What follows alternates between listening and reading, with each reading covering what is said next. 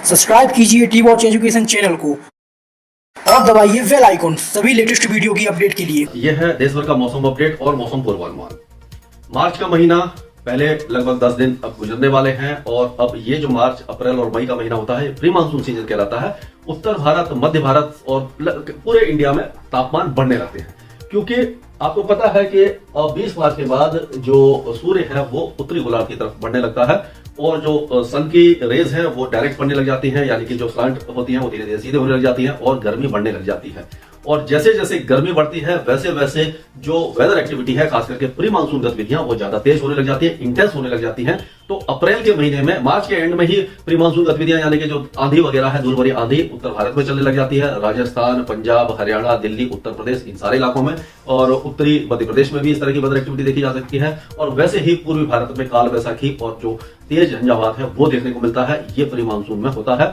और जब मई का महीना आता है तो सबसे ज्यादा प्रचंड गर्मी होती है। उस समय जो आंधी होती है बहुत ज्यादा उग्र होती है, 80 से 90 किलोमीटर की रफ्तार की भी हवाएं चल जाती है, जिससे काफी ज्यादा नुकसान होता है। और अप्रैल के महीने में खास करके जब प्री मानसून गतिविधियां होती हैं तो फसलों को उत्तर भारत में नुकसान पहुंचाती है, क्योंकि जो गेहूं की फसल है और जो रबी की फसल है वो कटाई पर आती है, यानी कि हार्वेस्टिंग शुरू हो जाती है, उसके कारण उसको नुकसान होता है। इस समय गुजरात के कुछ इलाकों में, बनासकांठा, साबरकांठा, इन इलाकों में गेहूं की कटाई शुरू हो गई है और गनीमत यह है कि इस इलाके में बारिश की गतिविधियां नहीं है, इसलिए फसलों को नुकसान नहीं होगा। तो अब इस फोरकास्ट के ऊपर चलते हैं। तो पश्चिमी विक्षोभ जो कल पहुंचा था तो आज वो थोड़ा सा आगे बढ़ा है और आज से हमें उम्मीद है कि गिलगित बाल्टिस्तान, मुजफ्फराबाद, लद्दाख और हिमाचल प्रदेश के साथ साथ जम्मू कश्मीर में हल्का स्नोफॉल और एक दो मॉडरेट स्नोफॉल हो सकता है। उत्तराखंड में बहुत हल्की बारिश जो ऊपरी इलाके हैं उस इलाके में, ऊंचे इलाकों में देखने को मिल सकती है।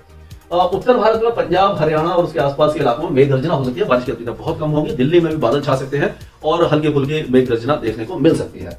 एक साइक्लोनिक सर्कुलेशन है जो पश्चिमी विक्षोभ के प्रभाव से बनता है, जो राजस्थान में पहले आपने देखा था, इससे पहले सेंट्रल पाकिस्तान में था, उसके बाद पश्चिमी राजस्थान में आया, अब सेंट्रल पाकिस्तान राजस्थान में आ गया है।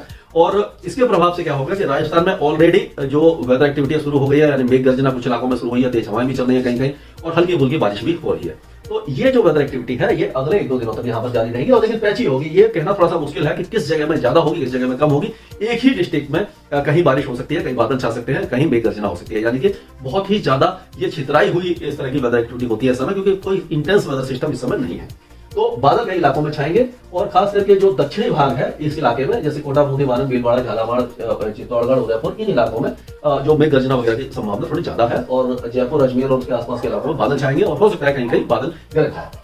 और आपने देखा होगा कि अभी 1-2 दिनों के दौरान हमने देखा था पश्चिमी मध्य प्रदेश और साउथ ईस्ट राजस्थान और नॉर्थ मध्य महाराष्ट्र में वेदर एक्टिविटी हुई है, यानी कि बारिश हुई है, कई इलाकों में तेज हवाएं चली हैं, बिजली की गरज चमक देखने को मिली है। और अभी भी ये जो ट्रफ रेखा आप देख रहे हैं यहाँ से जो बन रही है, ये आप देखिए राजस्थान से लेकर के ये जो ट्रफ रेखा है नीचे तक आ रही है, यानी कि पूरे साउथ इंडिया तक, केरल तक आ रही है और हवाएं इस तरह से जो घूम रही है। तो जब इस तरह से हवाएं घूमती है, जहां ट्रफ रेखा होती है वहां क्या है, बादल बनते हैं, क्योंकि हवाएं ऊपर उठती है और जब हवा ऊपर उठती है तो क्या होता है कि वो जो उसमें मॉइस्चर होता है वो कंडेंस होकर के बादल बनाता है और बादल जब बनता है तो उससे बारिश होती है। तो इस इलाके में बारिश होने की संभावना है, यानी कि ये गुना, शाजापुर, शिवपुरी, उज्जैन, नीमच, रतलाम, बरवनी, अलीराजपुर, खांडवा, खरगोन, भोपाल, इंदौर, देवास, इस इलाके में वेदर एक्टिविटी कुछ हो सकती है। पूर्वी गुजरात में भी हो सकती है और मध्य महाराष्ट्र में जलगांव, सांगली, सतारा, कोल्हापुर, इस इलाके में और नासिक, मालेगांव, इस सारे इलाके में, शिरडी, अहमदनगर, ये सारे इलाके में, पुणे वगैरह में कुछ ना कुछ वेदर एक्टिविटी दिखाई दे रही है। मुंबई और उसके आसपास हल्की फुल्की बारिश ही रहेगी, विदर्भ का इलाका साफ रहेगा। अब अगर हम पूर्वी भारत की तरफ चलें, क्योंकि यह हमने कवर कर लिया, अब पूर्वी भारत में पूर्वी उत्तर प्रदेश हो गया, यानी उत्तर प्रदेश पूरा आप मान के चलिए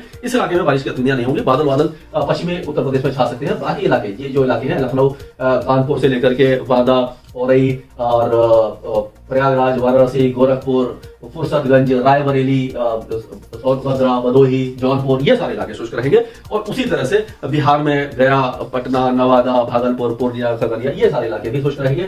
और झारखंड में भी जमशेदपुर, खुंटी, रांची, चाईबासा और जो उसके आसपास के इलाके हैं, इन इलाकों में वेदर एक्टिविटी होगी। पूरा पश्चिम बंगाल शुष्क रहेगा। सिक्किम वगैरह में हल्की फुल्की बूंदाबांदी या मेघ गर्जना हो सकती है, बादल छा सकते हैं। पूर्वोत्तर राज्यों में भी इस समय कोई वेदर एक्टिविटी नहीं है, यानी कि ये पूरा इलाका साफ रहेगा। उसी तरह पूर्वी मध्य प्रदेश, छत्तीसगढ़ और विदर्भ, ये सारा इलाका भी साफ रहेगा। उड़ीसा में भी कोई वेदर एक्टिविटी नहीं होगी। तेलंगाना में भी कोई मौसमी गतिविधि दिखाई नहीं दे रही है, लेकिन महाराष्ट्र के सेंटर से लेकर के अब अगर हम दक्षिण की तरफ चलेंगे तो ये जो ट्रफ रेखा है आप देखिए इस तरह से आ रही है। तो ये आंतरिक कर्नाटका में कई इलाकों में मेघ गर्जना या हल्की फुल्की बारिश, पैची रेन हो सकती है, जैसे कि हवेली, गडग और उसके आसपास के इलाके हैं, जैसे कि धारवाड़ वगैरह हो गया और जो कोस्टल कर्नाटका है, बेंगलुरु, कारवार वगैरह में भी कुछ न कुछ वेदर एक्टिविटी हो सकती है। बेंगलुरु वगैरह में भी हल्की फुल्की बूंदाबांदी या लाइट रेन और बादल वगैरह छा सकते हैं। उसी तरह से केरल के कई इलाकों के साथ साथ नीलगिरी हिल्स जो है उस इलाके में, कोयम्बटूर और उसके आसपास के इलाके में, जो ऊटी उडामंगलम वगैरह है, इस इलाके में बारिश थोड़ी सी तेज हो सकती है। कुछ इलाकों में कोयम्बटूर वगैरह में बादल छाएंगे और बाकी इलाकों में छुटपुट बारिश की गतिविधियां हो सकती है। दक्षिणी आंध्र प्रदेश में भी बहुत हल्की बारिश की गतिविधियां होंगी। पूर्वी और जो उत्तरी आंध्र प्रदेश है और तेलंगाना है, ये सारे इलाके शुष्क रहेंगे। लक्षद्वीप में भी कोई वेदर एक्टिविटी दिखाई नहीं दे रही